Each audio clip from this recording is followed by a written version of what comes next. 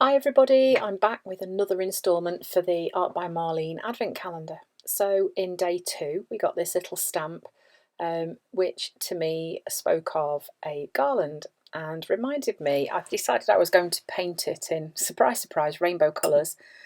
So once I'd stamped it in the circle shape, carefully cut it out, which took absolutely ages because it was really fiddly.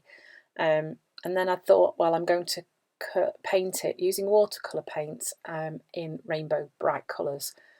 So that was what I did. Did go off on a bit of a tangent in this time-lapse video. So I'm working on a denim page in the Dina Wakley Blue Media Edition journal, just adding some turquoise and ocean to the page, just some swipes of colour, and then a bit of eggplant as well, just to break up that background.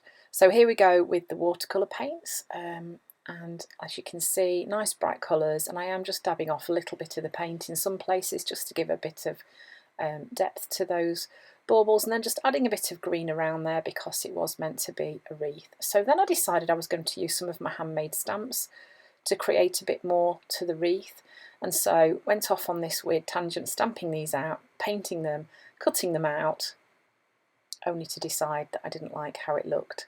So because this was filmed as a time lapse, I decided I would leave it in, and I guess this is part of the journaling process sometimes, is that you think something's going to work really well and you give it a try, only to find out it doesn't look quite how you thought it would. So just keep trying, try something else, and you will get there, I'm sure. So yeah, I spent ages cutting out these fiddly leaves and things that from stamps that I'd created from the fodder school course that I'm doing, thinking that they would work really well to make the wreath look a bit more wreathy. But they didn't look, they just looked a bit strange. So put them all to one side to use again. Decided I would add some white highlights to that, and then stamped out a few more so I could make some hanging baubles to go on the page too, and cut those out, minus the little sticky out bits at the sides, and then worked out where they were going to go on the page. Then I stuck everything in place. First of all, I'm using this mini favourites or small favourite stencil from Dina Wakley with some white paint, again just to break up that background, some PVA glue to stick that circle in place, and then again for the little baubles.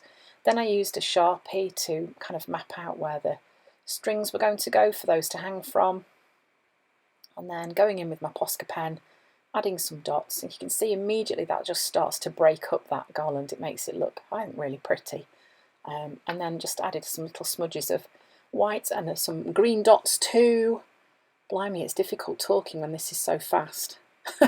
These are some of my favourite ways to add letters to pages. These are Art by Marlene Essential rub-on letters. I love the quirkiness of these letters, and I'm getting to a point with some of the sheets where I've got quite a weird assortment of letters left, but that's okay. So initially I was just going to write the word sparkle, and then I thought, oh, let's have just sparkle, so we'll just go with that. Stuck those in place and then added a little bit of glitter glue onto the page, because you can't have Christmas pages without glitter. And there we go. That is it. There's the finished page. So day 2 of the Advent calendar. See you tomorrow for day 3.